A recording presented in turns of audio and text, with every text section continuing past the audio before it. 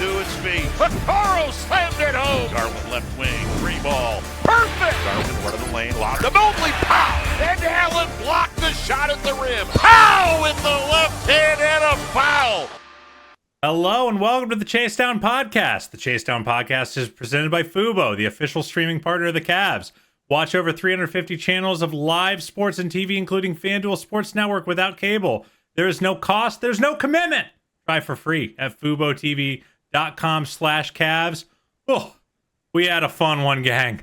The Cavaliers went up by as much as I want to say 35, maybe got up to 37. I can't remember. It doesn't matter. A drubbing of the Brooklyn Nets after yet another long layoff, as we're in the weird gap between the NBA Cup and man, this team just continues to impress. But I'm not alone. Though our dear friend Justin is laid up with an injury. Poor guy cannot catch a break. I did not come without reinforcements. We got Rafa Hernandez-Brito. How you doing, Rafa?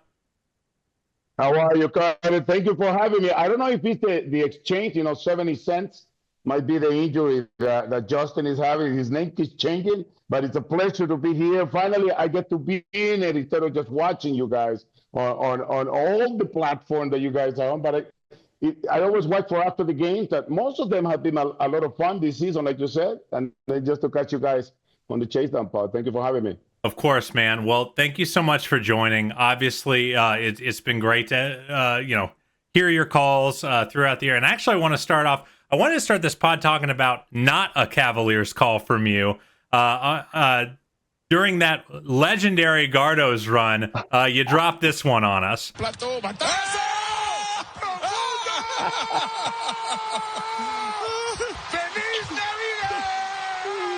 my God. Talk a little bit about that call. I was so geeked to hear you going viral. Oh my God. It was a game that, just to give you a little background on the thing, the Guardians won the series against Detroit with a grand slam by Lane Thomas, and our friends at TBS had told us that they were going to use it on game one, but then game one was a was a really bad game for the Guardians, and game two, so they never got to use it. So game three, we had dinner together with the guys at TBS, and they said, no, we're going to use it tonight. So around the fifth or sixth inning, they put the play and they put us on TV, and we thought, Carlos Baerga and I, we thought it was like the best thing that could have happened to us. National TV, we're on TV. They put the play of the Grand Slam, and then they put us on TV. Of course, we're smiling. My mom is texting me. Everybody's texting us. And then, the ninth inning happened with John Kenzie coming out to pinch hit, and they hit that two-run bomb. And on top of that, David Fry had promised that he was going to hit a homer on the pregame, and we were talking to him. And I'm not lying to you, I almost jumped off the booth. I had to grab myself on the top of the window because I jumped up so hard when he hit that ball. And it was one of the, of course, we didn't like the ending of the series. Of course not. Losing to the Yankees on top of that. But that was a very, very magical night at Progressive Field, where everybody got to enjoy it. Everybody was still there, because the team, we knew that they always came back, and it was just amazing. It was incredible, and the people responded to tweet watching that. My tweet of that play got over 1 million hits within a day, and it was just amazing. Yeah, I mean, honestly, like, in a lot of ways, I felt like that series and like that Guardians playoff run kind of like resonates with the way Justin and I kind of like to be a fan. You can't, like, if you live and die by the result, I just think you lose. Yeah, because, if you go to Baseball Reference and you look at that series, you see what looks like a kind of a lopsided result, and maybe you don't feel so good about it. But if you're present and you're just enjoying the moment, you have two like legendary moments that you're going to remember for, the next 10, 20 years. And like, I thought your call just perfectly encapsulated it. So at first I wanted to open the pod with a little bit of flowers for you, brother. I appreciate it. And the funny thing is that it depends who you talk to. But at the end of the day, the Yankee fans will tell you that nobody remembers John Kenzie's homer because of what Soto did after, when after that series when he hit homers of as Emmanuel Clase. But there's no way that a baseball fan, regardless of what team you root for, will not remember that Game 3 as one of the most epic moments. And it came out as the second best ending of 2024 on MLB Network. The only one that was better was the Grand Slam to win Game 1 of the World Series by. Which, come on, that's fair. That's fair in the end. But yeah, what an amazing call! You did a great job covering that series. Obviously, you do a great job covering these Cleveland Cavaliers.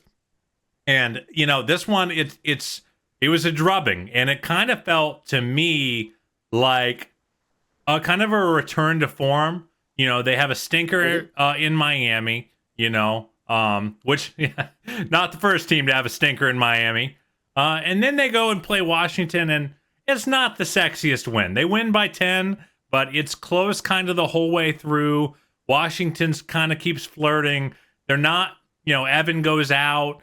It just doesn't feel like they have a ton of control of the game.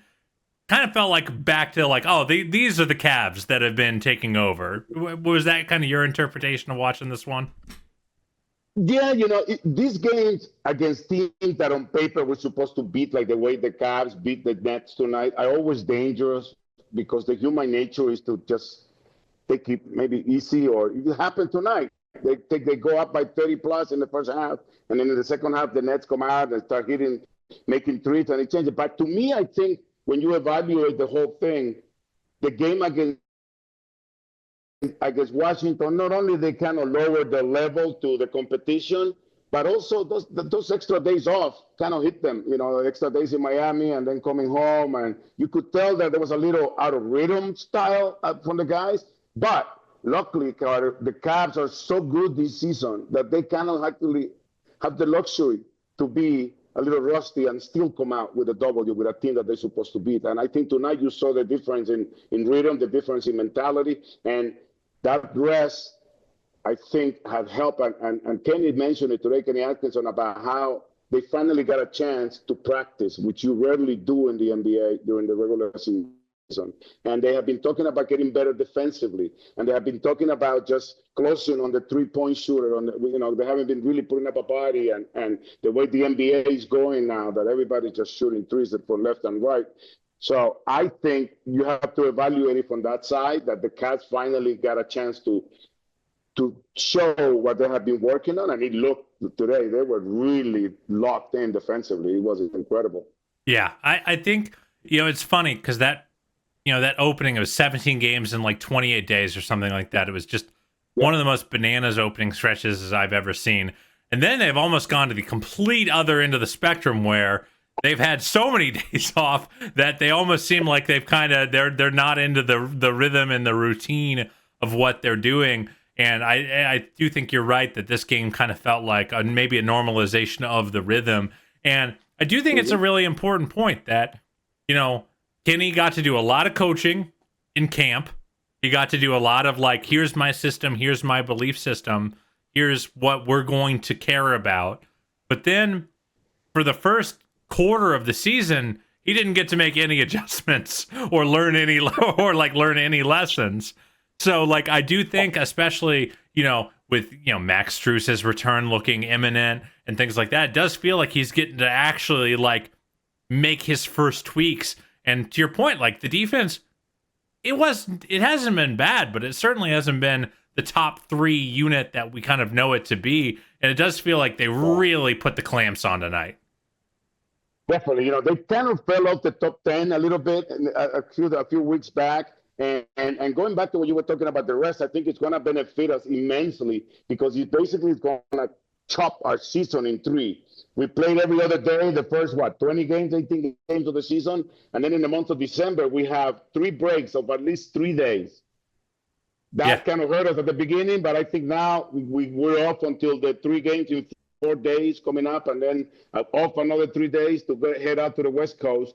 And then we get the All-Star break, which is another way to set up and get ready for the final stage. So I think that's the part that the Cavs, at the end of the day, we're going to look back and say, man, at the end of the day, it worked out well for us. But today, yes, you saw the effort that we have been seeing throughout the season where everybody comes in and the offensive, the way I look at this is, Carter, is like that our opponent does not get a break in either of the 48 minutes that they play against the Cavs, because there's either almost in every game, with the exception of the Chicago game that five bench guys brought us back to the W, but almost every game is either Don and Mobley or Garland and Allen with three other guys who are shooting lights out, who are some of the best bench players in the league. So they don't get a break for 48 minutes. And usually that's when the Cavs make the jump like they did today. The Nets started on a 7-0 run. The Cavs pick it up. They didn't finish on a 7-0 run. Yeah. The moment they took the lead, Niang and LeVert came in. LeVert was on fire on his return to Brooklyn and all that other extra thing, all the pieces we have that were coming back to Brooklyn. So at the end of the day, for all those that are saying at the beginning, oh, the Cavs are not that good, it's almost more than a quarter of the season. So it's a big sample to look at. And it's not a coincidence. It's not luck. This is the Cavaliers team that we're going to see all season long if we get lucky with the things we can't control, which are mostly health and everything else. So. Yeah, and to your point about the 48 minutes and no breaks, there's also no breaks in terms of like the pace and the tempo they're playing at. You know, something that Kenny talked about going into the season was the fact that, you know, coaching Olympic basketball and playing 10, 11, 12 guys in a 40-minute game was that the expectation was, if you're out there, you better be playing at 130% intensity. Yep. And because he's running a deep rotation, 9 to 10 men every night, I would call tonight a 9.5 because Ty really only played first half minutes while the game was in well, I guess it was kind of over pretty early, but you get what I'm saying. But they're just kind of able to come at you in waves. And, I think you mentioned Caris. I think he's really who we kind of have to start with tonight. Dropped 6 threes in the first half. He finishes with those 6 threes, but you look at Caris, and I pulled up the numbers. This does not include tonight's game, but last year, 28% of Caris's shots were mid-rangers. That was in the 68th percentile for the NBA. So he shot more threes than more mid-rangers than almost anyone. Only 32% shot more than him. This year, he's down to 13% of his shots from the mid-range, and his rim attempts are up to 38%. So, he has completely changed. I'm sorry, up to 48%. So his shot profile has gotten so much more efficient, and it does feel like he's playing his best basketball as a Cavalier. And I don't know if it's Kenny, I don't know if it's a light bulb went off, but he really is a new player.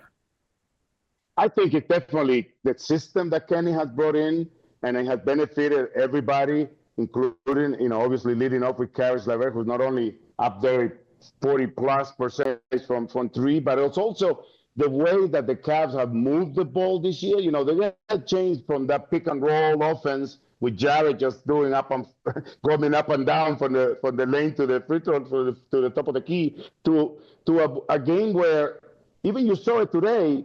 Caris had hit 6 threes, and he was passing the ball, making the extra pass when somebody else was open, which usually you don't see that in the NBA, right? You see the guy that is he's hot for the night. He's going to keep on shooting it. And I think that's what benefits Caris and all the other guys. Basically, the whole team is just we are hitting or taking threes at such a high clip. But if you look at the numbers and the videos, there's really not that many bad shots, other than the ones with the clock expiring, Merrill took a couple of today that they were just he had to shoot them. So I think Caris is just hanging around, moving the ball, waiting till the ball comes in when it is open, and that's why the threes come. So, but yeah, I think Kenny for sure has a lot to do with it. And I want to say, yes, Caris is something, but I always make sure that I let people know the amazing improvement in Sam Merrill's defensive game, especially in the last couple of weeks, has been incredible. He's doing things that you don't see on the scoring sheet. And today was 1 for 8, I think. But he does so well defensively that just creates possessions. The turnovers and the points of turnovers today were just incredible. They didn't forgive not many mistakes by the Nets, and that it's hard to beat a team that doesn't let you get away with mistakes like that. Yeah, I mean Merrill is. I mean, I think it's fair to say he'd probably tell you he's slumping from three over the last couple of weeks, and the fact that we're just not really seeing, we're not seeing that kind of drop off, really goes a long way to show how much he's able to help in all the kind of intangible things. The fact that, I mean, the reality is, if you're looking at Sam Merrill lineups where he's not hitting, you would normally expect the plus minuses to collapse. It's like, all right, if he's shooting at a good clip, lineups are good. If he's shooting at a bad clip, lineups are bad. That's kind of what you would expect for a player kind of with his archetype. But again, the Cavs just don't really have any bad lineups right now. Everyone, they're just not playing lineups that regularly get outscored. You look on social media, and how often do you see different fan bases bemoaning either a unit or a part of the game that they always just get their teeth kicked in on? Obviously, like a team like Denver in the no Jokic minutes, that really jumps out every time. Where it's like, okay, well, they're going to get run off the floor for the four. And God, if anyone knows it, it's Cavs fans, because this was us when LeBron sat. No matter how good the supporting talent was around him. And that's exactly what you were saying. You're talking about the rest and not getting no breaks, Carter. But you mentioned something that is very important. They don't get a break in the style of game. You mentioned LeBron. Those 4 years that we went to 4 straight finals, it was a completely different basketball game when LeBron and Kyrie and Kevin were in it. And then when there was a point where they were like, it was LeBron and 4 subs to start the second quarter. And it was just a completely different style of ball game that the Cavs play. Now, it doesn't matter who's playing point guard. It doesn't matter who's playing pivot. It doesn't matter who's shooting the ball. It's the same style of basketball where they do the fundamental stuff, just the basic stuff. They do so well. And those are the things that kind of break your backs and kill you when a team is doing it and constantly doing them well. Yeah, it's been so damn fun. Do you think they had a little extra juice in this one for Kenny? First game back in Brooklyn as a head coach? I was thinking about it, but he's been back as an assistant, right? But, I don't know. That weekend that he had against Golden State and the Nets was a pretty good weekend for Kenny to do like the comeback tour, with that big first half against the Warriors and then beating the Nets. I don't know if it was a back-to-back, but it was the same weekend here at home. So I think there was something by the players more than from Kenny to make sure that, LeVert, basically, he was the one that and they had 2 pieces that they let go when Harden came into town, and we all know how that movie, that terror movie ended. Well, I mean, I actually I've been really impressed by Kenny for kind of never taking the bait in kind of playing the victim. Because, like, pretty collectively, the basketball community was like, that guy did not deserve to have that outcome. Oh.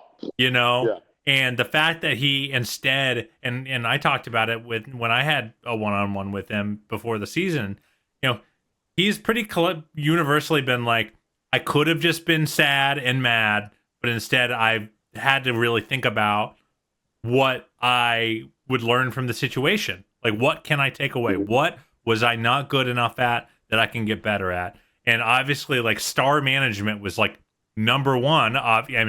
And talk about the 2 hardest stars to manage for your first time. But who does he go coach with? He goes to Ty Lue, who managed LeBron and Kyrie.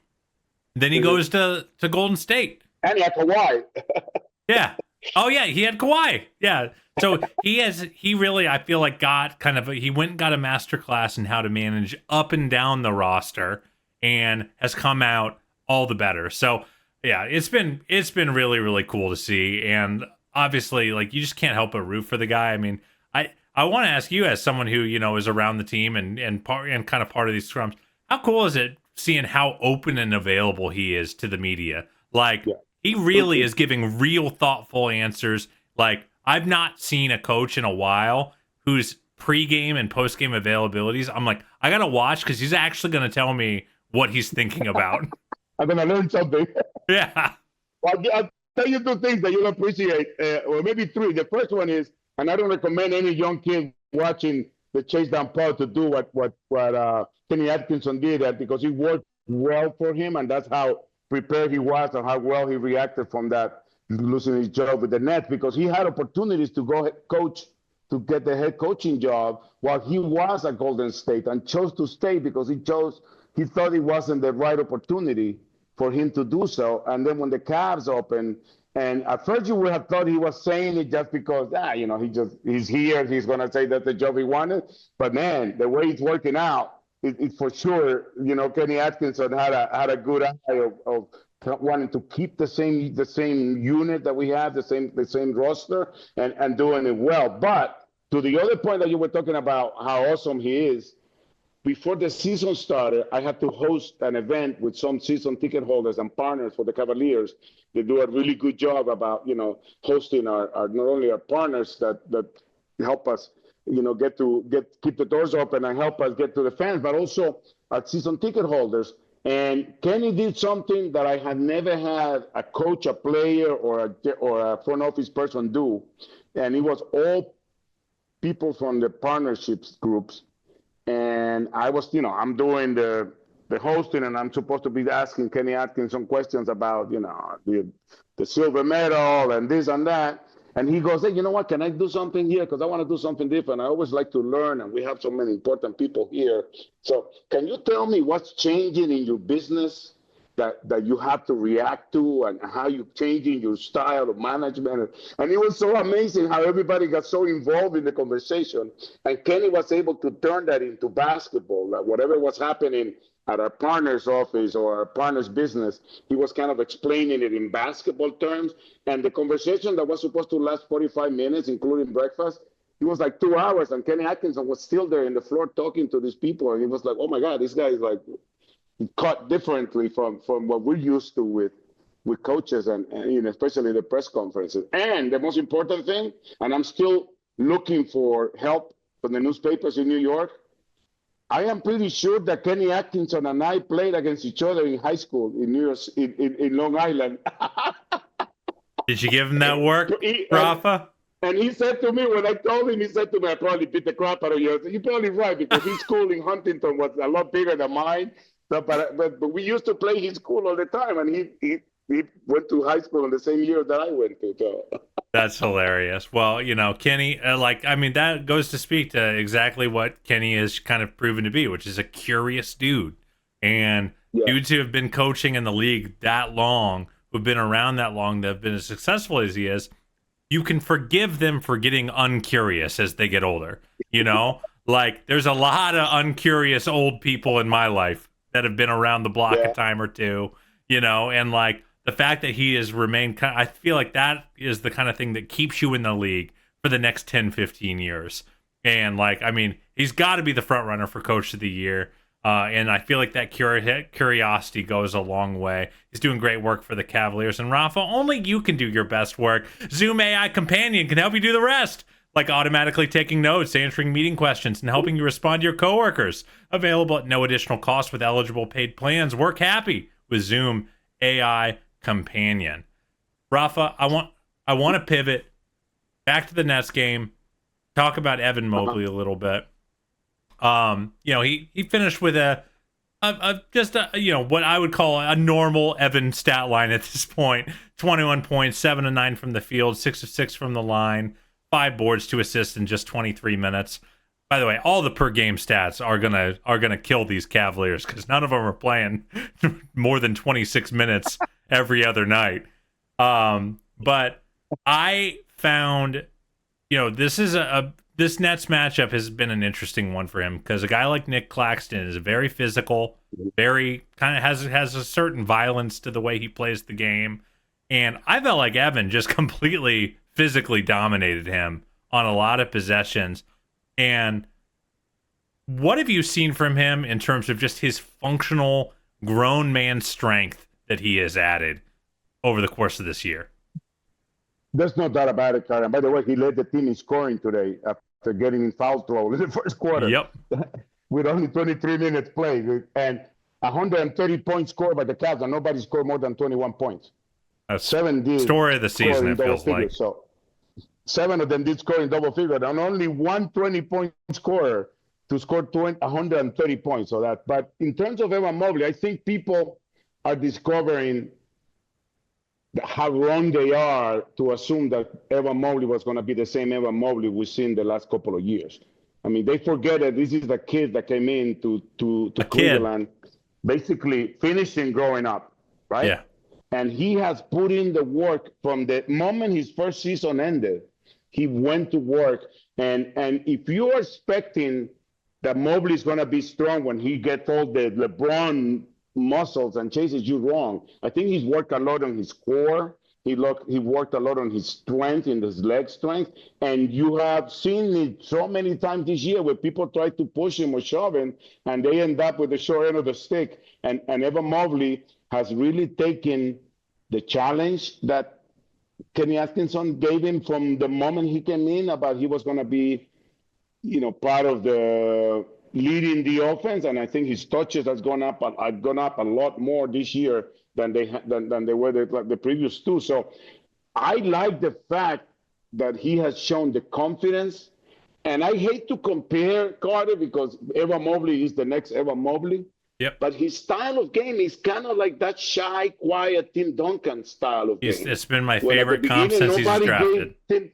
Nobody gave Tim Duncan. People comparing with Kevin Garnett, and I think Duncan is the more that fits even the personality that Evan Mobley has, because you can tell whether or not he's happy or mad about what happened in the game tonight.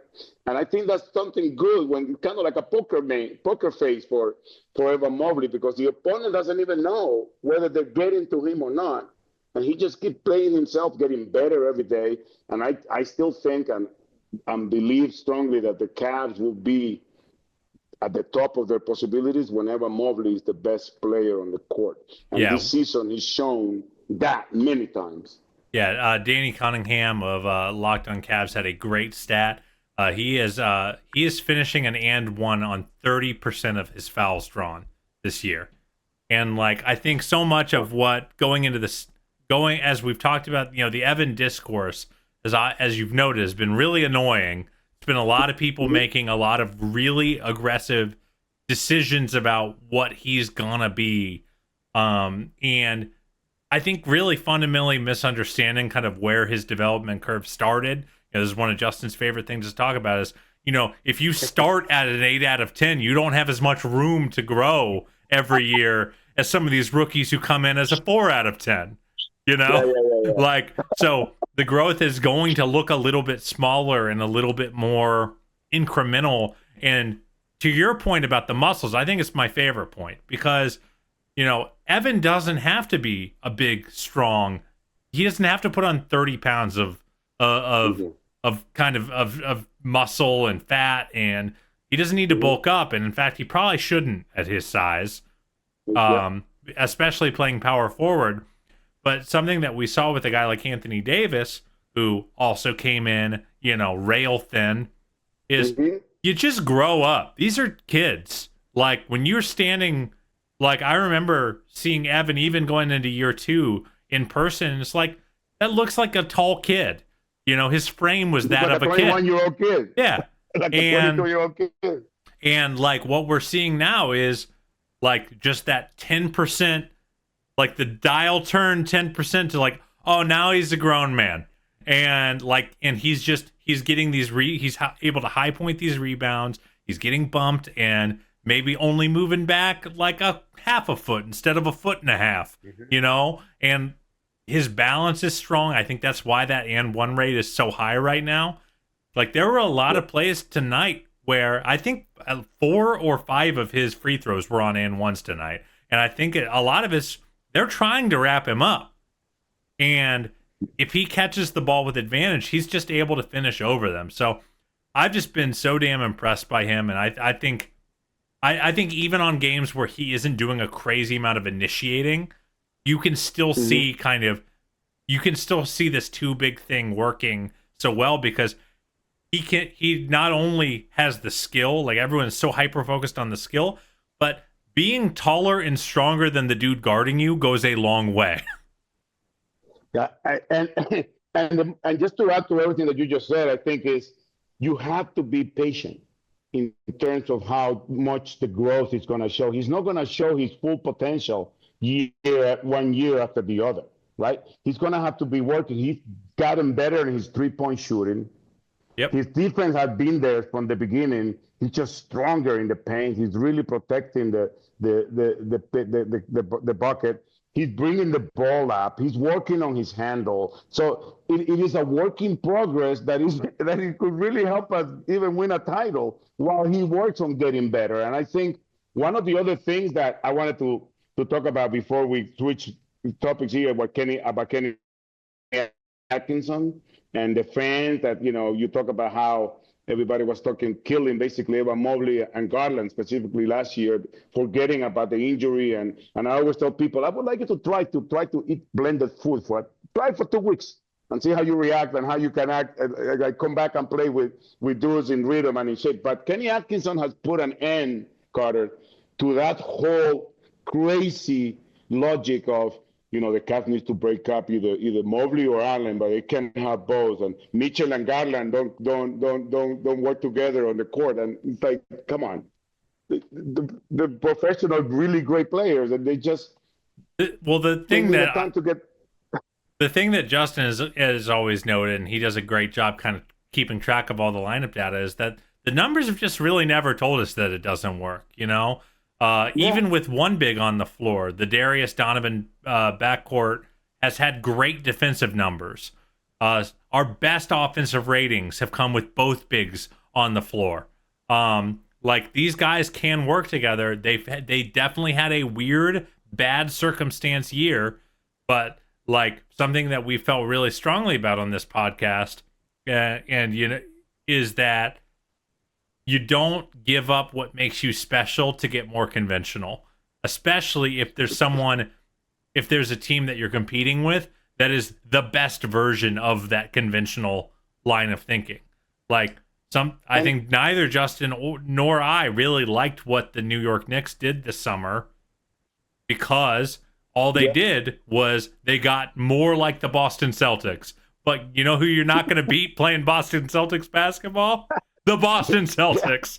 No one's better at it than them. You won't box the boxer or punch the puncher. You got to do the other way around. So yeah. I think it's they have this weird superpower, and that superpower has some quirks to it.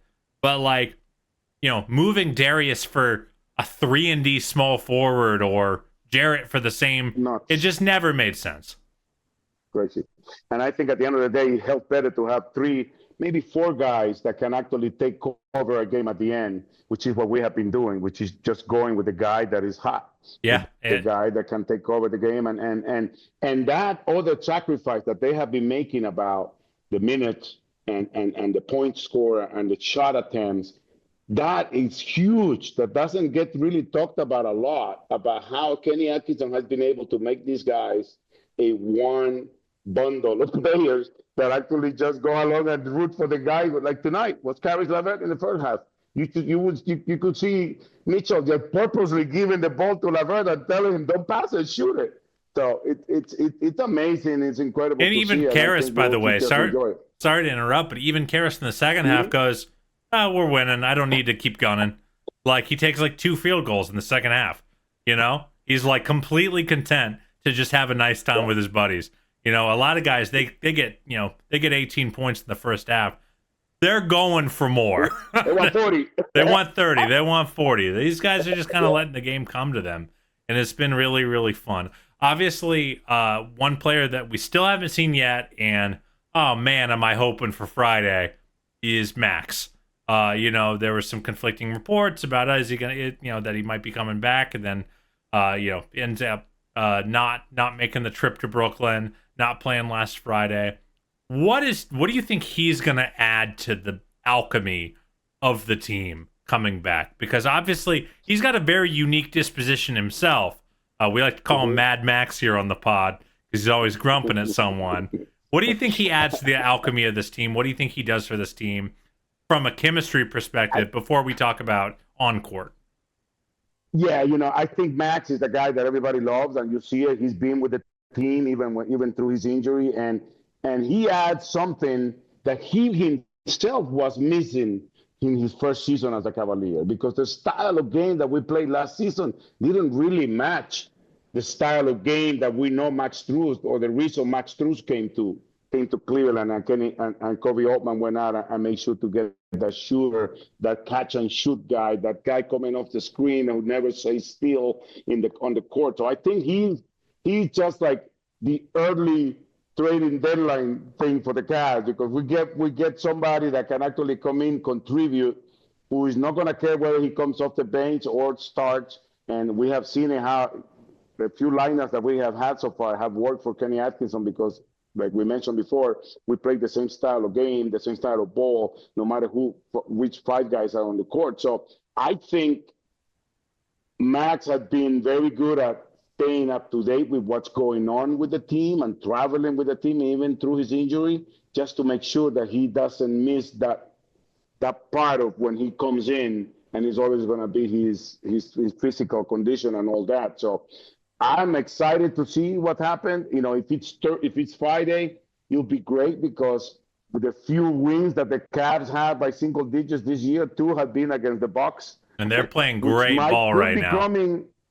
Could be coming out of a really good game, or even a title in the cup, and we got a bone to pick against us, and so we'll see. I hope it's Friday. I thought it was going to be this weekend. It's not. So whenever it is, I'm pretty sure they have really put a plan down to execute it when he comes back and do it. Obviously it's going to be in the minutes restriction, because he has 2 injuries instead of 1 when he went down. So I'm pretty sure there's not even a doubt that they have a plan of what that's going to look like, or what unit he's going to be working with. And I think that's going to benefit Max immensely. And we're going to see a different Max Strus that we saw, in the season for the most part last year. Well, yeah, I mean, I'm really excited to see. Obviously, you look at the splits when Darius was healthy, and his efficiency numbers were like insane. Like, this guy loves playing with a pure point guard. It really, really takes his game up another level. I'm excited to see his playmaking and his 2-man game with Mobley back. I thought that was really one of the biggest bright spots of a weird first couple months last year. And then off the court, I think something that is nice is I feel like prior to this game, you started to see the first bits of like, it's a long regular season kind of slippage. Some of the attention to detail, some of the not playing that 130% in my shift type of basketball. Some of these slippages have been small, but you see them. And a guy like Max, who is going to notice everything and call out everyone, regardless of whether it's Donovan Mitchell or Craig Porter Jr., no matter up or down the roster, I feel like if you come out and you don't close out well, or he's gonna notice, and you're probably gonna hear about it.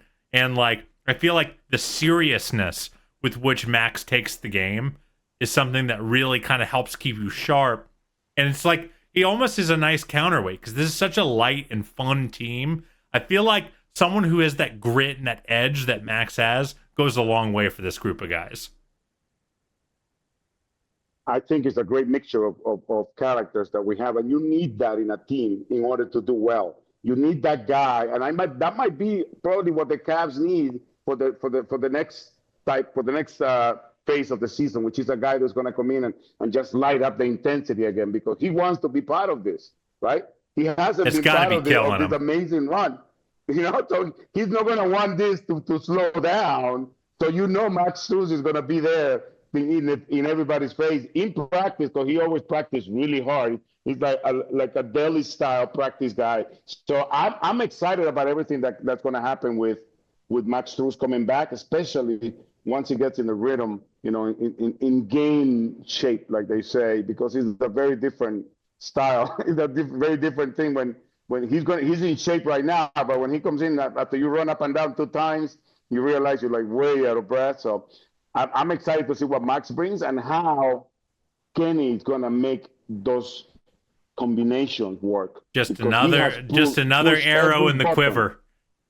Yeah, but he has pushed every button and has put every single player that he has used this season in a position to succeed with whoever the other four are that they're playing with. So. Yeah, I very rarely have seen, whether the result works or not, I very rarely see Cavaliers players doing things that I don't think they should be doing, and like, or things that I go, that's a stretch for you to, like, why do you have the ball in this part of the floor? There's just not a lot of that happening. Rafa, obviously, I love having you on, love talking hoops with you, but before we go, I know that you've kind of taken a new role with the team, working on the social impact and equity team with the Cavs. Can you talk about some of the cool work you've been doing kind of in the Cleveland community?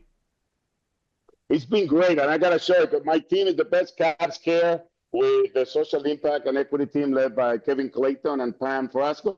We have a really amazing opportunity because the Cavs, ever since I came here almost 11 years ago, have made it a point to do even better off the court than we do on the court, and the work with the community has been incredible. We have right now, with the small group that we have of team members that we play, we are really working in the community, trying to improve education, trying to improve and help in the food scarcity, the social justice point that we need help with, and anything that come up. Because sometimes we have issues that come up with the community, out of nowhere. So it's been a really rewarding experience that I have been asking for to be part of for a while, and at the same time, a little bit of frustration to see how much help is needed out there in the community.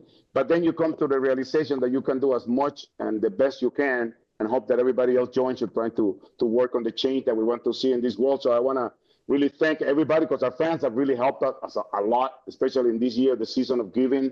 We had a lot of our team members join in, buying presents for kids in need. We have the book fair that I'm going to tomorrow, where each kid gets 2 free books.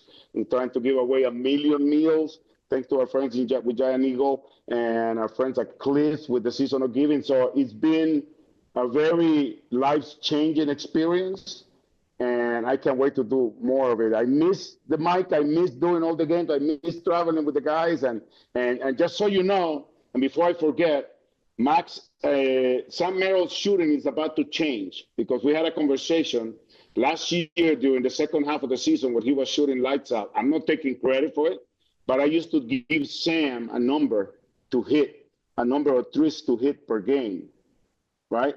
So the other day we were talking about how good he's been playing defensively, and I said, you know what, maybe you're not giving me the number anymore. Maybe that's why I'm on a slump. So starting Friday, I'm going to start texting Sam, giving him the target number for threes to hit per game. So hopefully we'll see a turnaround on the sniper.